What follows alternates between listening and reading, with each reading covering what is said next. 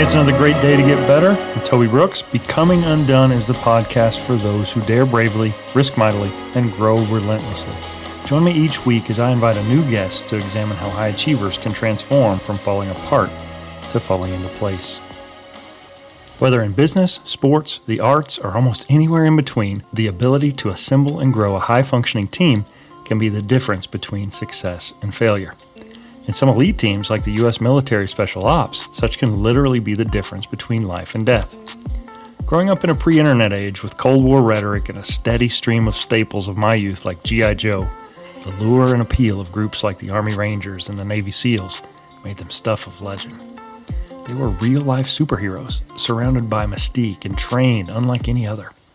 At the same time, if you were like me and my friends, you didn't know much about them, like how to get in, how they trained, or what they did once they were admitted into those elite ranks. And you couldn't just Google it at the time either. Early in life, Rich Diviney wanted to fly. The appeal of being a pilot and serving his country was tremendous, and he found himself growing up in Connecticut with a dream to take to the skies. At the same time, Rich was also influenced by James Bond films and the U.S. Special Operations Forces, so the idea to pursue a career as a Navy SEAL took root, eventually leading him to Purdue University, where he joined the Navy ROTC program. After graduation, Rich was able to complete BUDS training and serve for over 20 years as a Navy SEAL officer. During his career, he held several leadership positions to include the officer in charge of training for a specialized SEAL command, where he focused on defining and refining the ways in which the cadre could successfully identify the candidates who would be best suited to serve in the Navy's most elite and storied unit. As a result, the attributes emerged, ultimately leading Rich to write and publish his highly informative and pragmatic book that can help leaders identify the aspects of specific team members that can help improve the way units train and operate. Listen in this episode as Rich explains his journey from young aspiring pilot to Navy SEAL, from Navy SEAL to military team and leadership expert, and eventually to author, speaker, and influencer in episode 28, Precision Aggression. This week we've got a guest who has really transformed my team. Rich Diviney is an author, former Navy SEAL, and his book, The Attributes, 25 Drivers of Optimal Performance, is something we went through as what we call a short course. So it was a 6-session, 2-month-long course. And within it, we did the assessments that Rich has on his site, and it's really been transformative for us. So Rich, we can't thank you enough for joining us today. Welcome. Thank you, Toby. Thanks for having me.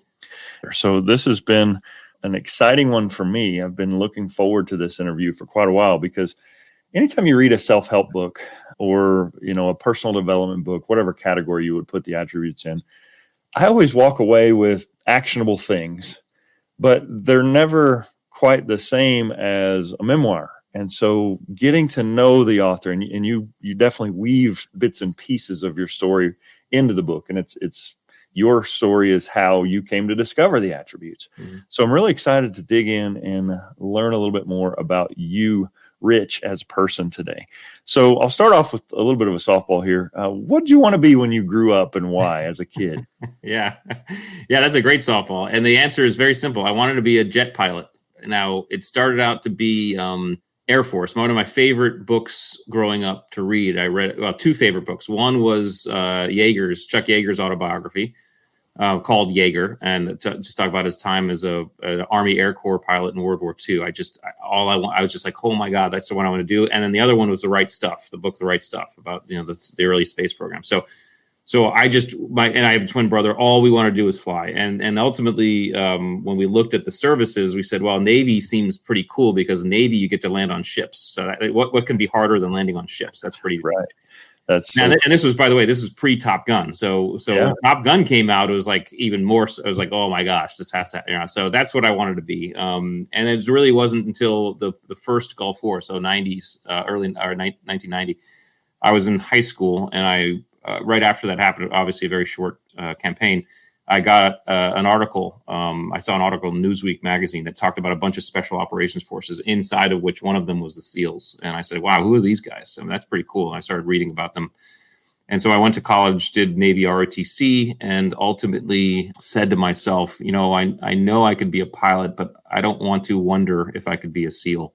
Yeah. And so I decided to go SEALs, and which of course is a risk because, it's about an 85, 90% attrition rate, so but I threw my hat in the ring and went and, worked out well and spent 21 years in the SEAL team. So that's how that evolved. Yeah.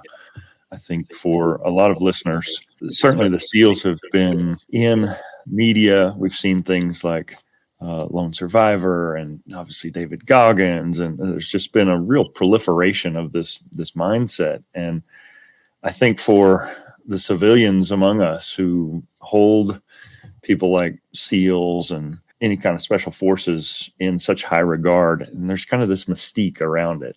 The individuals who complete that training, you're cut from a different cloth to survive that and to thrive and to become the best of the best requires something that's just so aspirational. So fundamentally, I'm human, but I want to be the best human. And so I applaud this book because it really proof's in the pudding. You have this history of building some of the world's best teams, and you select and you don't select. I mean, you mentioned the attrition rate. Those are for the people who get accepted into the program. They've been vetted through layer after layer.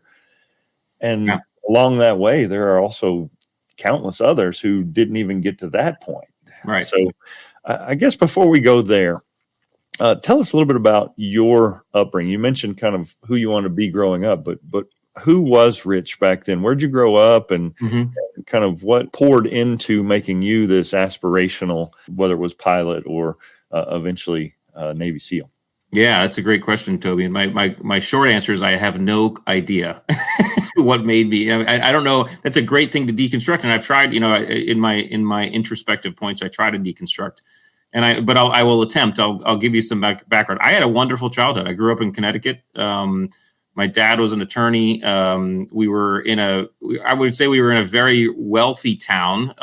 We were basically middle class in a wealthy town. So that's to say it wasn't anything we were fine. We didn't have the Ferrari.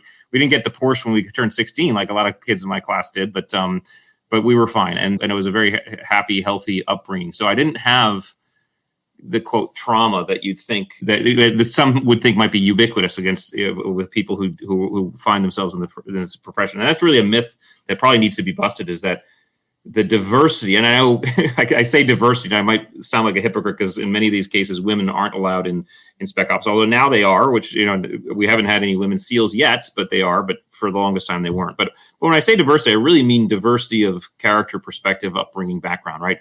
The guys who make it through are some have been athletes, some have been geeks, some have been from the farm, some have been the city. That doesn't matter. It's just such a diversity of brackets. Some have had trauma in their lives, some have had perfectly fine lives, right? So that never is a predictor. In terms of what caused me to be driven, well, I would almost have to come back to, without sounding gimmicky here, but the set of attributes that I was endowed with at birth growing up. And I've just always been high on the drive attributes. I've always had self-efficacy. I've always had open-mindedness. I've always had a little bit of cunning, or maybe a lot of cunning. I've always had a little bit of narcissism in terms of my ability to metabolize that, right? Set those audacious goals. I've always been someone who's set very audacious goals, right? And so I think those, and then the grit categories, I think those attributes speak to how you grow up too. So I think those combined just made me someone who said, I looked at where I was and I said, hey, I want to do this. And there's no reason why I shouldn't be able to. So let me just march down the path and see what happens. And I think that's another thing that I think is required, is you have to have the ability to understand that the way there is almost never clear. Yeah. Almost never. In fact, I would offer never, but I don't. Speaking definitively like that, it might be a mistake. So I'll say almost. But when I say almost, I mean 99.9999% of the time, the pathway there, the way you're going to get there, is never the way you actually get there, and usually never clear. I think what you need to do when you set audacious goals, you say, okay, that's where I want to go. All right, what can I do right now? What can I do right now that might contribute to that? And you do that, and then you do the next thing, and you do the next thing. I think I just had an experience where I began to do that and practice it, and lo and behold, it worked. Yeah. Walk me through some of the details. So you grew up in Connecticut. it's a far cry from Connecticut to freezing in the ocean in San Diego. And there are steps in between. We're now in a post Top Gun 2 world where people see this. And I remember Top Gun. I was 11 years old, and I was definitely enthralled with this mystique of being a naval aviator. Mm-hmm. There's interest in this. We've mentioned the media. I mean, there are movies, there are authors, there are speakers like yourself. And for a 16, 17-year-old kid, like, this is a possibility. But how do I get from where I'm at in Connecticut to becoming a Navy SEAL? What were the steps in between for you? Wanting to be a pilot, my brother and I both said, okay, well, let's focus on aviation as a study, as something to study. And so we both, as we kind of finished up high school, you say you were 11, you and I are probably exactly the same age, right? So as we finished up high school in the early 90s, we said, okay, we picked aviation schools. We'll go to aviation schools, we'll learn how to fly, get our pilot's license, all that stuff. And we both actually, because we were twins, we wanted to go to separate ones. I went to Embry-Riddle down in Florida. He went to FIT down in Florida. So we're about a couple hours away. And when we went to those schools, we ultimately said, well, you know what? Because of the Top Gun surge, after Top Gun, the Navy just got an influx of guys and gals who wanted to fly. And so what happens in any military services is they have quotas. They have a certain amount of people they can, and when those things start to fill up fast, the competition for those spots gets really intense, right? And that's what was happening in the early 90s as we went to college, and so what we realized is, the going to college and going to officer candidate school and trying to be a pilot path is getting pretty tough. It's closing up. So at a minimum, because we tried to go to the academy, but neither of us had good enough grades. At a minimum, let's get to a college that we can do Navy ROTC, because then we'll get a commission and we'll have a chance. So we both transferred to Purdue University to go Navy ROTC, and that's what we did. Now, side stories. My brother he actually ended up dropping out of Navy ROTC and joined the Marine Corps and flew Harriers. So he ended up, flying jets. But I stuck with the program. I got a scholarship. And then, of course, the SEAL seed had already been planted in my brain. And so I was just reading about these guys, studying these guys. I loved growing up. I love flying, but I also loved James Bond. I loved all the James Bond movies. I love this idea of being a spy. I loved the water. I grew up in Connecticut, right on the Long Island Sound. And so I was just a water baby. I loved being in the water. So this SEAL thing was like, oh man, these are these kind of super spy guys. And by the way, back then, no one knew who SEALs were, right? The Navy SEAls, no one knew. I mean, you had to really look it up, right? But as I did, I was like, these SEAls, they're like spies, but they're spies who like come from the water. They're like invisible, and that's what it started really intriguing me. And so that was the maturation evolution. And what I did is in Navy RTC, I just basically said, okay, what are the things I need to do to get there? And I think one of the important aspects of setting a goal is once you set a goal, you just begin to understand and look for opportunities and say, okay, what do I have to do here? What do I have to do? And if you keep your eyes open, oftentimes things will just show up. And it feels like it's very coincidental. In fact, I love the whole law of attraction stuff. I really do. But I think there's science behind law of attraction. I think the science behind law of attraction is when you decide on something, we're getting about 11 million bits of information coming into our system every second through all of our five senses. Okay, so our brain is doing a massive amount of deselection because our conscious mind, our frontal lobe, can only process about 2,500 bits. Some will even say 40 or 50 bits per second, right? But regardless, that number is massively lower than what's actually coming in. So our brains, our unconscious minds, are deselecting a ton of stuff. In other words, deciding not to pay attention to it. As soon as we set a goal and we say, I'm going to focus on this, what we're in fact doing is we're adjusting our neurology and telling our conscious mind, our frontal lobe, to say, and we're saying, hey, out of the 11 million bits of things that are coming in every second, anything that has to do with this, I want to notice. I want you to notice. I want you to put in front of my. And so we begin to notice things. It feels like we're attracting stuff. This stuff has actually always been there, but now we're noticing things, right? This is the analogy of when you buy a new car, right? And then suddenly you see the car everywhere. Well, it was like, holy, everybody's buying. Well, why does everybody have this car? The car was always there. It's just now you're noticing it. Here, Rich is alluding to the concept of frequency bias, or as we've discussed in previous episodes, sometimes referred to as the Bader-Meinhof phenomenon. As Rich described it, we frequently begin to notice things with increasing frequency after we've had something come up where it was initially brought to our attention. He mentions car shopping, and I've had this happen in the past 2 weeks in academic circles, where it seems like everyone is talking about ChatGPT. Are they? Or am I now just more aware? Performance psychologists refer to this ability to filter out task-irrelevant cues and focus instead on task-relevant cues as the arousal-performance relationship. If arousal levels are too low, like say you're groggy when you enter the game, you don't sufficiently screen out the stuff that doesn't matter from the stuff that does. Picture a drunk driver who's equally attentive to the lights on his dashboard, irrelevant information, as he is with the brake lights in front of him in the road, relevant information. On the flip side, if arousal levels are too high, we filter out things that are important as well as things that aren't, which can also lead to trouble. Consider someone so maniacal to enter the game and so driven to tackle an opponent that he completely misses the block headed his way and he gets destroyed. Optimal performance relies on a balance in that zone where we process the stuff that's important and filter out the stuff that isn't. We will learn such capacity isn't so much genetically predetermined as a skill that stays the same as it is an attribute that can be honed and developed over time.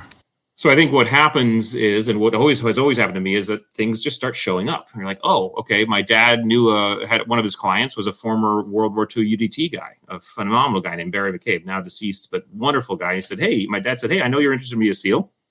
I have this client. He's a former UDT. Would you like to talk about him? Of course, I'd like to talk to him. I talked to him. He introduces me a reserve SEAL who was in the 60s.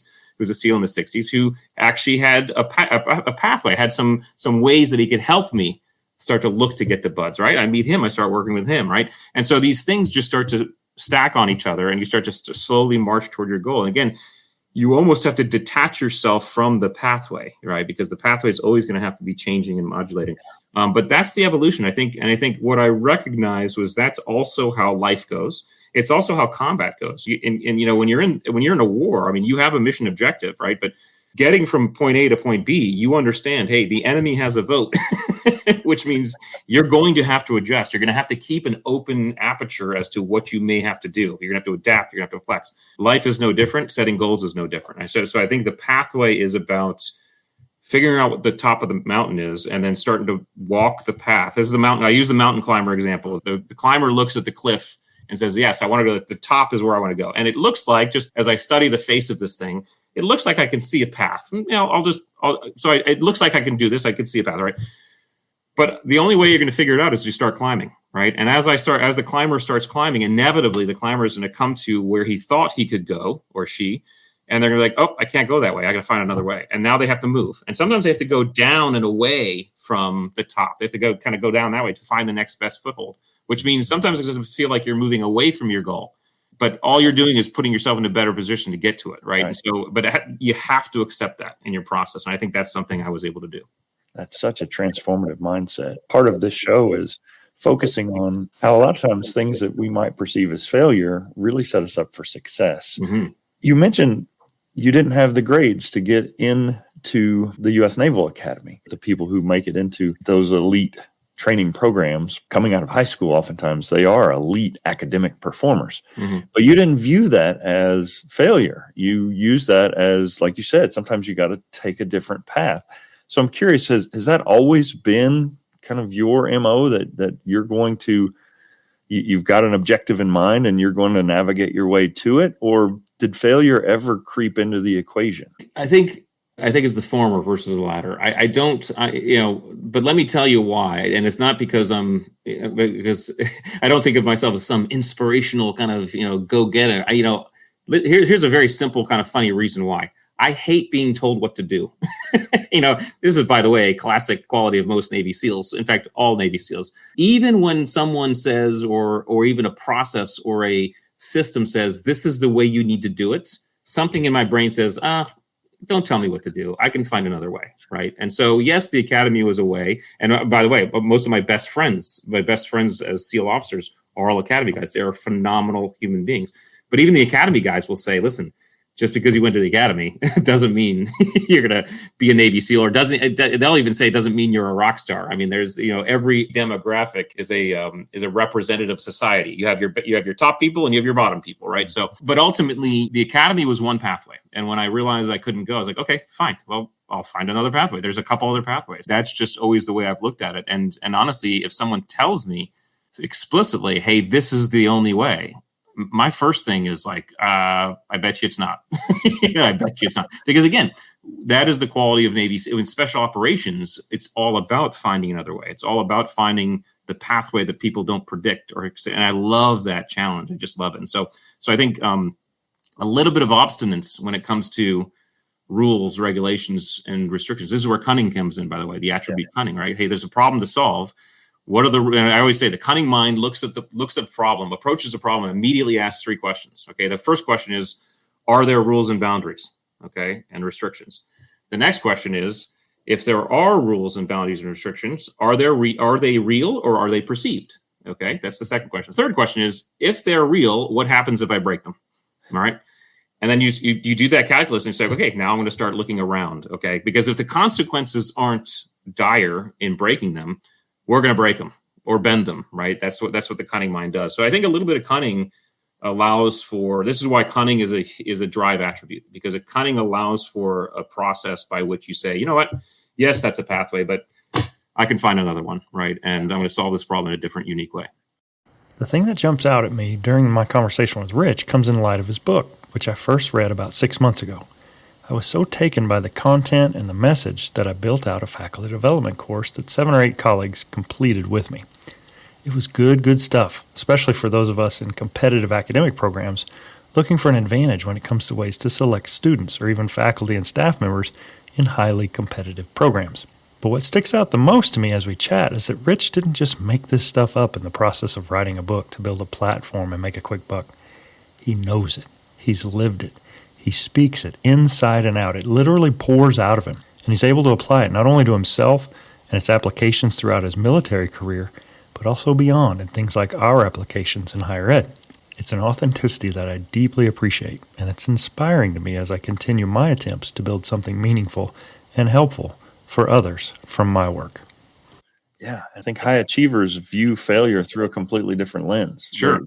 They don't view it as a finality. It is just a step in the process. Yes. And we've all heard the story of the invention of the light bulb and the famous quote that it was an invention that took me 1,000 steps. Whereas someone who wasn't driven to solve this problem, they would view maybe step 1 for someone who really lacks resilience, but certainly by step 100, this is just an unsolvable problem.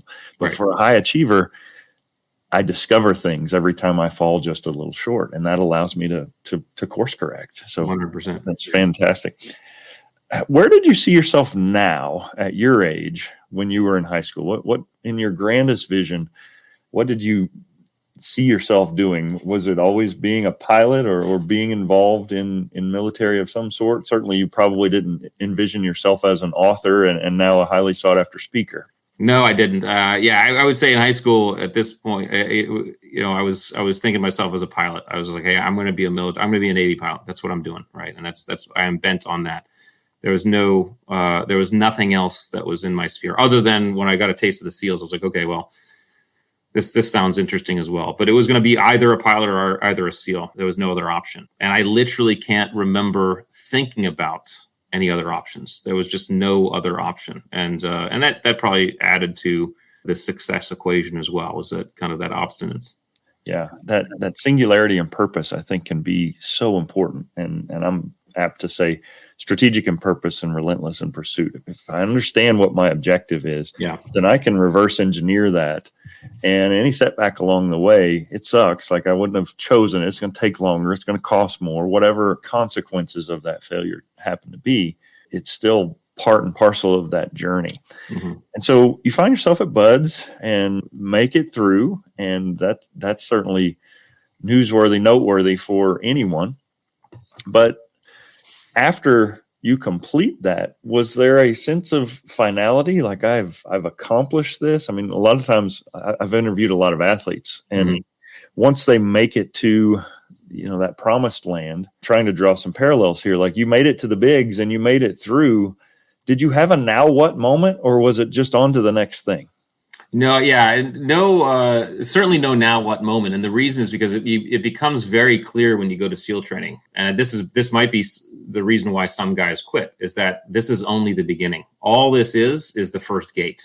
SEAL training, as difficult as it is simply the first gate, because then you have to go to a team, or then you get to go to a team, I guess. Yeah, because then the real stuff starts. I mean, SEAL training, BUDS, again, for your audience, basic underwater demolition / SEAL training, BUDS for short, is the course out in Coronado. You're learning very, very basic stuff. In fact, most of the time you're not even learning the skills of being a Navy SEAL. You're getting your ass kicked to see if you quit, right? So, but at the end, you learn basic diving, you learn basic weapons, basic demolition, none of which are going to get you anywhere in a SEAL platoon, right? Because then you have to go to, and nowadays they have SEAL qualification training, which is right after BUDS. So now SEAL students go through BUDS and they immediately go through SEAL qualification training, where they get advanced training and all this stuff, and then they go to their platoons. But back then you went straight to your team, and then you started that advanced training at your team. So you are very much a new guy. You are very much someone who is showing up to learn, to listen, to grow, and to contribute, even as an officer. So that humility is baked into you. BUDS bakes that humility into you. And the other thing it bakes into you is the humility to never, ever, ever feel like you've arrived.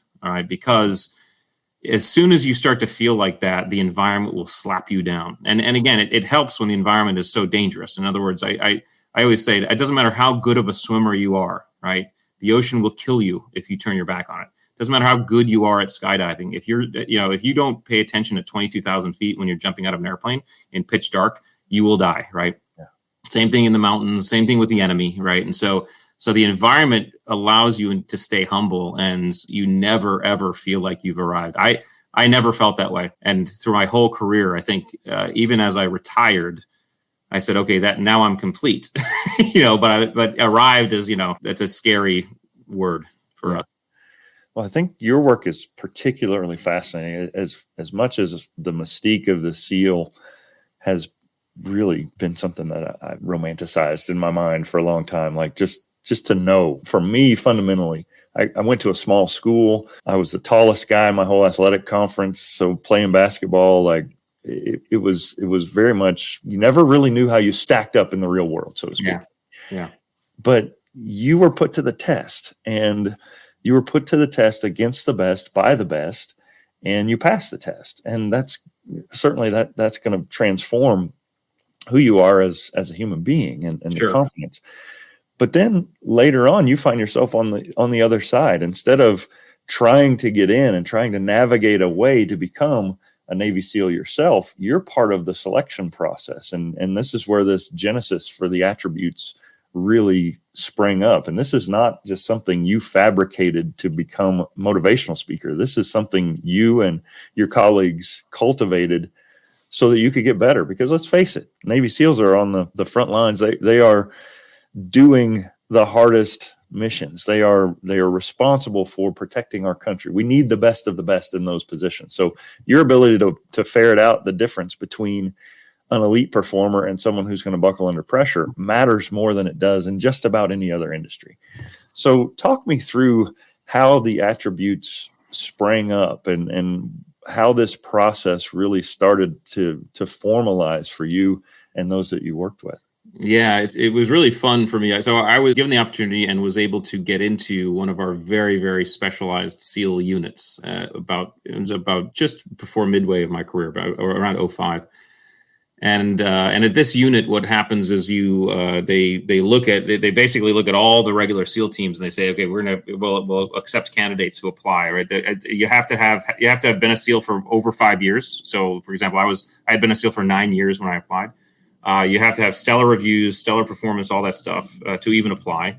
And then when you go there, it's a separate 9-month selection process. So they put you through 9 months of what we call BUDS 2, right? And there's a 50% attrition rate for that course. So that 9-month course has a 50% attrition rate. So 50% of these top folks are not making it through. Okay.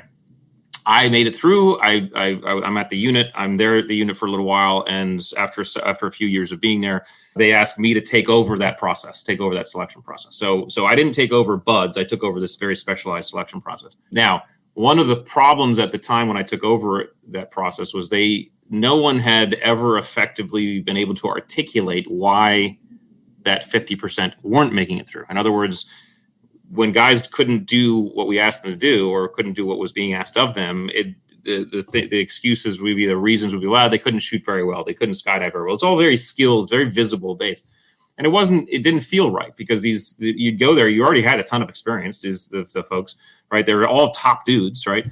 Didn't feel right for them, didn't feel right for us. Of course, the leadership starts saying, hey, you got to do better than that. Give us better reasons. And so when I was put in charge of that process, they told me, hey, Rich, we want you to look at this. We want you to articulate what's going on. And so this is when I had to really dive into performance. And that's really when I began to really gain a fascination and maybe even a session with performance and what performance is, where it comes from, how it's all derived. And what I recognized fairly quickly is that there's only a very small portion of performance that we see and that we can measure. Okay. That's skills. We can see how well anybody does, shoots their gun or rides a bike or throws a ball. But there's this huge portion of performance that is hard to see or harder to see. And these are attributes. These are the qualities that tell us, not the things that show us they can do the job. It's the qualities that tell us they have what it takes to do the stuff, right? To basically be that. These are attributes. These are things like patience, situation awareness, adaptability. Okay. And what I recognized was that, hey, we are in fact running this course. And even though the course is designed to teach and train guys in skills and test people in skills, the reasons why people can succeed or don't succeed are actually attributes based. And if we start explaining it from this optic, we can start really explaining why guys can or should or cannot be here, right? But in a much more professional way, in a much more amicable way, because you can tell someone, hey, listen, you are awesome, right? But we're just not seeing enough adaptability in this particular context. So that's where the attributes work started. And then, of course, as I got out of the Navy in 17 and started working in the leadership space, I was still really fascinated with this performance stuff. And so that's when I said, okay, well, and I started talking to companies and organizations and realized that they had the same issue in explaining this stuff. They couldn't articulate. They were calling it like soft skills or intangibles or whatever you want to call them. And I said, well, it's attributes. And so that's when I decided to write the book, because I felt like it was something that I could share with people, share with the world and people and organizations, say, hey, this is the way to articulate not only your business's performance, your own personal performance. If you want to know how you perform or why you perform the way you do, especially during stress, challenge, and uncertainty, when you're at your most raw, you have to understand your attributes. And that's really what was the impetus. So the book is a fantastic read, but the thing I really loved about it and why it lent itself so well to our short course was it's just part of a toolbox that you've provided. You have attributes assessments. And so that allowed my team to go in, take the assessment, and now we've got great discussion points on, oh, I didn't realize that I had this, or, oh, I never really thought about narcissism in a positive light. And there's actually some good aspects to this that can help the team. And so at your website, you offer these tools. Were those instruments or are those evolutions of instruments that you used as part of the program? Or did you have, since it's a 9-month-long program, you may have had different tools that allowed you to assess, evaluate, and develop those attributes? Yeah, my knowledge on this stuff was way less mature when I was doing it at the unit. Now, the advantage I had at the unit was that our selection process, that 9 months, was very intense. So we already had environmental and experiential things in place that we could just say, oh, okay, I can see it quite viscerally. I mean, I can see as long as I've changed, now that I've changed my optic, I know what I'm looking for, that it just shows up, like it highlights, right? So the assessment tools were generated and created as I was writing the book, because I felt like, hey, when I write this book, I want to actually give people an opportunity the first question they're going to ask when they read the book is, oh, where do I stand, right? So I wanted to give people an opportunity to do that. Now we're continuing to modify those, and we're hoping to come up with we have the leadership and team ability ones done. So those should be available here soon, because right now it's this grit, mental acuity, and drive. And then we're gonna upgrade the grit, mental acuity, drive ones. But bottom line it was done in conjunction with the book and writing the book, so that someone could read the book and then go there and get a sense of where they stood. And it's been a fun tool, and it's been fun to have people use that. That's fantastic. So you retired from service in 2017 and made this pivot into being an author, being a speaker, a consultant. And it crosses my mind that you're definitely developing skills that would help in that regard, but it's not like, I'm not picturing you in Coronado sitting on the beach between exercises working on your grammar. Like your development as an author was something that came late in the game, relatively speaking.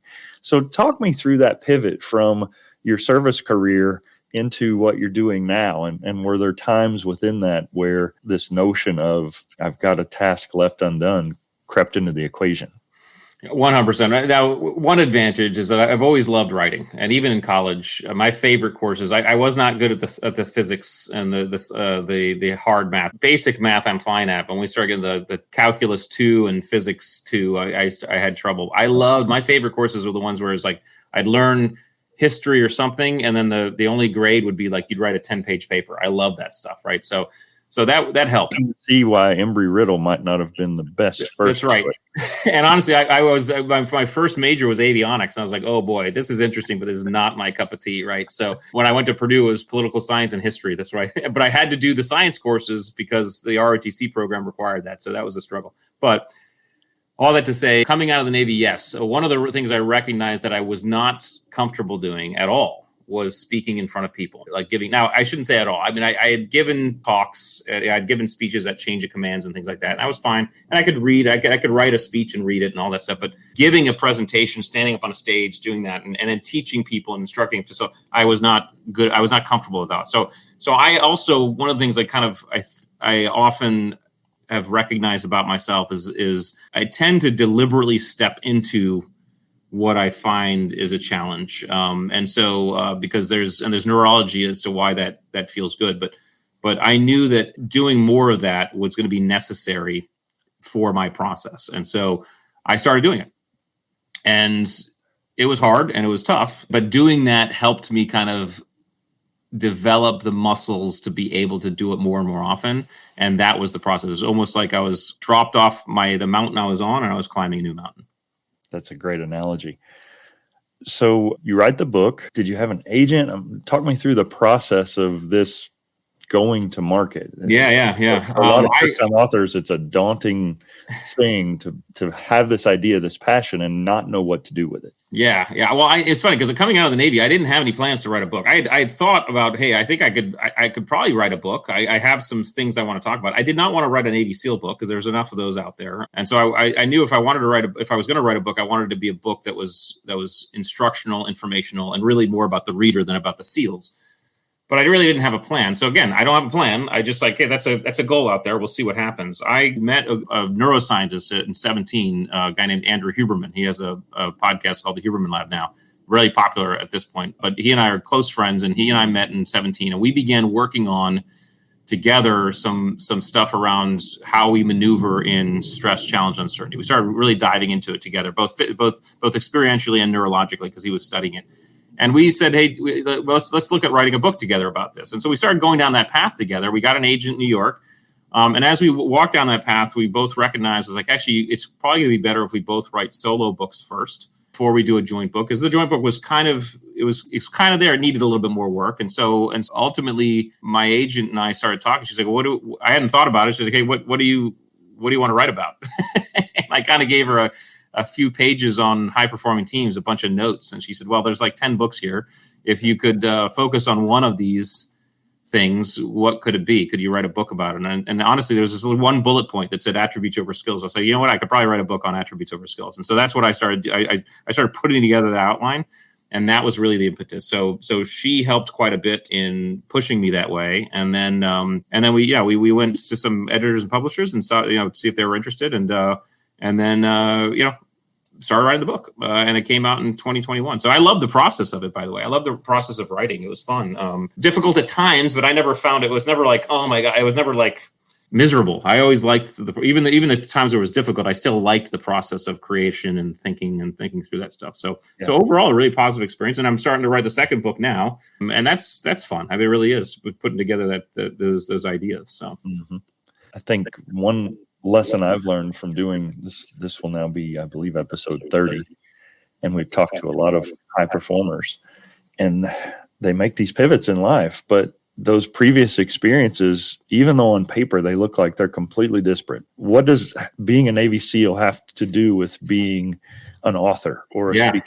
But it really does. Like the skills that you cultivated during those formative years in your life, even before going into the military, you can leverage those to success. And that's what I love about this notion of the attributes is in my space, we talk a lot about the difference between IQ and EQ. Emotional intelligence can be built, but we remember our best bosses and the leaders that resonate with us most, not because they were the smartest person in the room, not because they had this innate ability that we didn't. It was because they were able to cultivate those so-called soft skills. Quick second to interrupt here, but I don't know if you heard it or not, but I just stepped in it. And unfortunately, for the second time of the day. To start off the interview, I had misspelled Rich's last name in the pre-show documents. For a guy like me who likes to think of himself as detail-oriented, such a mistake is an egregious error on my part, and I was embarrassed. Okay. In the moment, I did my best to apologize profusely and hope that Rich didn't hold that mistake against me, which being the gracious guy he is, he didn't. Unfortunately, it wouldn't be my last mistake on the day. Rich's work is centered around the difference between skill and the attributes. Skills are typically measurable. Attributes are a little bit harder to define. And unfortunately, many of our tools for trying to identify high potentials have been focused on skills rather than attributes. Now, I didn't mean any harm in my question, and it was well intended for sure, but Rich heard the question, and he knows the difference. He corrected me. You can't see me blushing during a podcast, but I'm telling you, I was mortified when I realized what I'd said. I'll just correct one thing you said previously. I am using almost zero of the skills that I developed in the 21 years as a Navy SEAL. I'm using almost all of the attributes, right? So this is the power of attributes. Attributes are, in fact, transferable. Oftentimes, skills are not transferable. Right. But if you go to these elemental things, these attributes, the attributes that I both came into the teams with and then developed while in the teams, all are what I lean upon in these new endeavors. I'm having to learn new skills, right? But the attributes are foundational element. They buttress all skill development anyway. And that's really the power of it. And that's what most folks transitioning, whether they're going from one career to another or the military, especially to the civilian world, a lot of times have trouble saying, oh, shoot, what about what I did in the military has anything to do with the civilian world? And what they need to understand is it's not about the skills. You're coming to the game with attributes that can translate to the civilian world, and oftentimes even more powerfully than someone who's coming from college or whatever, like, whatever other domain, I'm not knocking college, but any other domain, right? But it's because of these attributes. Yeah. I teach a behavioral medicine class in a master's of athletic training program, and we discussed at length, I don't know if you're familiar with this, but Simone Biles went to the Olympics. She was the greatest U.S. female gymnast of all time. And she gets to the Olympics and she has a mental block. She has this called the twisties in gymnastics, but there was this massive divide and some people applauded it. Hey, she's doing the brave thing. She's protecting her mental health. And, for a gymnast, if you're not in the right headspace, you can die. Oh, yeah. And then there's kind of these old schoolers that came from a different era, and we're Gen Xers. Like you did it. It didn't matter if you wanted to or not. Like if you got on the plane, you competed. Mental health wasn't necessarily a valid excuse to not compete. Yeah. So there's this massive divide. And on one side, you've got people applauding the mental health side. And on the other side, you've got kind of the resilience. And we shared off camera before that I'm reading a David Goggins book. I know what David Goggins would say about someone who got there and then didn't perform. But I'm curious, what in that instance, in that moment, this is a high profile case. Yeah. What is the thought process for someone who has this mental block? Well, okay, that's a great question. I think there's so many different ways to answer that, because I would actually reframe the polarities, right? I think because there's the mental health and then there's resilience. I think those are the polarities, but mental health and resilience are actually combined. They're the same thing, right? I mean, resilience, and the way I describe resilience in the book is the ability to bounce back, right? It often gets conflated with perseverance. People think resilience is in fact powering through. That's not resilience. Resilience is I get knocked down. How fast and efficiently can I bounce back to baseline? Or I get lifted up. How fast can I get back to baseline? That's resilience. So resilience is necessary in all aspects of performance if you want to endure, right? What we're talking about with Simone Biles, and I actually wrote an article about this. I actually used her as an example, but then I think I pulled her out because it got too long. But I wrote an article about this idea that it's okay to quit, but just never give up. Okay. Mm-hmm. And what Simone did was she quit, but she didn't give up. In other words, and in the article that I wrote, I talk about a mission. I was on a mission at this new unit, right? I'd been at the unit for about a year, gone through the training, but maybe a year and a half, gone through training. I finally get command of my troop, right? And we're out in Afghanistan, and it's our very first mission. And it's like, cool, this is cool. It seemed like pretty good. It's pretty simple. And as we went down the process of planning and getting out there, I just noticed there were little things that we had to overcome. This.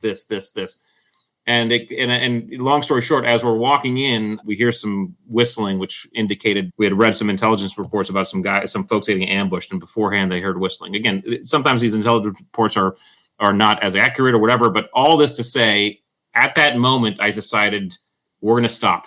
We're not going to continue with the mission. Literally quit the mission. Okay. And you hear never give up, never quit. Okay. That's BS. Okay. What the decision was, and I talked to my troop chief about the decision was, hey, we're going to quit what we're doing because what we're doing right now is not going to work, or it's going to get us into more trouble. Right. So what we're going to do is we're going to quit what we're doing right now. We're going to go back.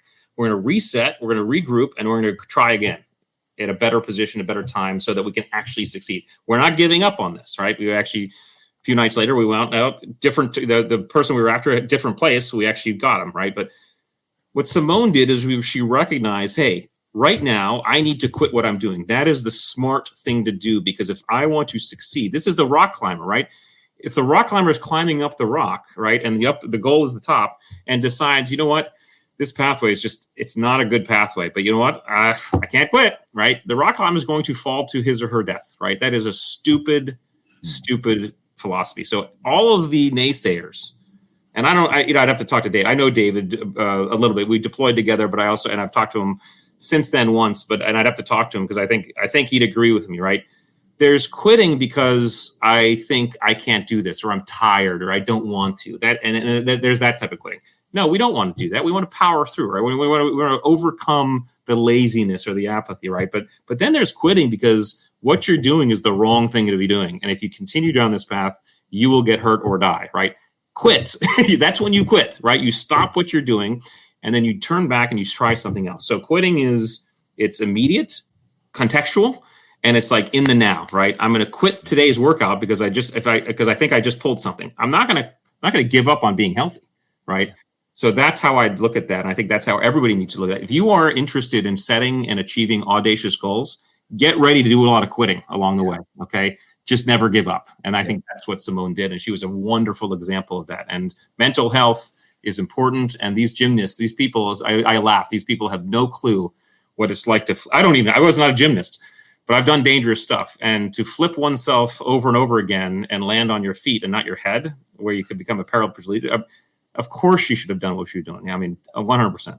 I've never heard it explained better, Rich. That was a fantastic perspective. Well, we're running short on time. I don't want to be respectful of your time. So what advice would you give a young man who's maybe in pursuit of your childhood dreams? Well, start learning about the profession and ask yourself, I think there's questions to ask yourself. Why do you want to be a SEAL? Why might you want to be a pilot? The why is important, because if it's just because, they're cool and you'll be famous and you'll be part of a famous unit, because it's a lot. I mean, since the SEALs got famous, right, there's a lot of folks who want to join just because it's the most famous unit. So that's not, and you won't make it through training if that's the reason. But ask yourself why. And then begin obviously you need to be in shape. It has nothing to do with athleticism. Okay. People think, oh, you have to be an athlete. No, athleticism is different than being in shape. Okay. I was never a really good athlete, which means I was okay at sports. Okay. Was I in shape? Sure. And was I tough? Yes. Right. That's what it has to do. So work out so you're in shape and just be tough. And then start asking yourself questions right now. Hey, what are some pathways that might allow me to get to this objective? If I want to be an officer, what are the pathways that might allow me to get there? If I want to enlist, what are the pathways that might allow me to get there? And just answer those questions for yourself and start marching down those pathways. And if you're really committed, if you hit a snag, back up and say, okay, that might not work. Is there another way I can approach that one? Or do I need to take a different path? Right. It's all adaptability and flexibility, and you'll get there. Yeah. Quit, but don't give up. Yep. This one's kind of an oddball, and you may or may not have an answer for it. I love music and the emotions that it can frequently represent. What song would you pick as the soundtrack of your life, and why? That's great. I love the question. I love all different types of music, everything from Mozart to Megadeth. My favorite is heavy metal, though, and my favorite is Metallica, early Metallica. I love all Metallica, just so you know, but the early Metallica I love the most, and the reason is because when I first heard it when I was in high school, I think it was Master of Puppets and Justice for All. I loved the precision aggression, and I know that sounds weird, but it was the precision with which they would play their instruments, and you could hear every single chug, right? I mean, and every single pick you could hear, and it was, and I recognized as I kind of thought about my life, that's why I love being a Navy SEAL too, because what we did was precision aggression and precision violence, if you want, and that music represents that for me. So I love anything fast and precise, whether it's heavy metal, whether it's country music, whether it's rap. I mean, Eminem as a rapper, the speed with which that guy says his words is remarkable to me. I really enjoy that. And then you listen to some classical music or banjo, right? I love speed and precision, and I guess specifically precision aggression, which is my metalheadness coming out. But that's anything like that I love. Such a great answer. We did grow up in the same era, and every weight room I ever walked into, you would at least hear a couple of Metallica cuts while you were in that weight room. And this is related. What for you remains undone? You mentioned your book project. I will go ahead and plant the seed. Precision aggression has a pretty good ring to it for your next book, but I don't know what it is. What for Rich remains undone? Well, so right now I'm working on the next book. The next book is called Masters of Uncertainty. I'm laying out the steps that one needs to take to become a master of uncertainty, which is really what the Navy SEALs are. We're individuals and teams that can operate in deeply complex environments, and anybody can do it. We just have to understand the steps. So that's the project. I'll tell you what's never done is parenting, and what's never done is being a great husband and a great person. And so for me, I spent 21 years in the military, so I served that way. My pursuit from now until I depart this earth will be to be a great husband, a great father, a great brother, a great son, and also just a great person. Can I contribute to society in a way that's meaningful? And that's never done. That's always undone, right? But it's the pursuit that means the most. And so I think that's how I'd answer that. That's fantastic. Rich, how can listeners connect with you? We've mentioned the website, but those that might be interested in potentially booking you as a speaker at an event, if there are event planners that listen, what's the best way for folks to connect with the work that you're doing? Yeah, wonderful. The website is the best way. So it's theattributes.com, and there you can find everything we have. You can go to a form and contact us if you'd like to have us come work with your organization and help you figure out attributes if you want me to come speak or things like that. But the book's there, the assessment tools are there. We got some blog posts there. We got a trust assessment there. So theattributes.com is great. All of my social media handles are there as well. So you can get my social media handles from theattributes.com as well. So that's the one-stop shop that I'd recommend people go to. That's great. My dean was gracious enough. She bought 25 copies of the Attributes, and we're working through kind of in cohorts of anywhere from 5 to 10 at a time for these short courses. And it is. I heard from a colleague just this week, and we finished with that cohort late November. And he's like, when we went through the Attributes, it changed my whole perspective. And it's given him the vocabulary to work on aspects that he feels like will help him be a more valuable member of the team, and just having more self-efficacy for himself. So can't recommend the book enough, and how it's deployed and the instruments that you make available free of charge. Just fantastic. Rich, it's really been a pleasure. I could see 10 episodes coming from one thing you said. That's a whole episode right there. So this has been great for me. I appreciate your time, and certainly we'll follow where you go with the next book with great interest. Well, thanks for having me, Toby. It's been a pleasure. Rich absolutely is contributing to society in a way that's meaningful, and if his first book, The Attributes, is any indication, then his work to come will be equally impactful for growth-minded people and high-performance teams alike across any and all industries. I'm thankful for the time he took out of his busy schedule to speak with me, and I can't recommend his work and his platform highly enough. It's no exaggeration to say that it has fundamentally changed my life and the way I strive to help those around me grow and improve.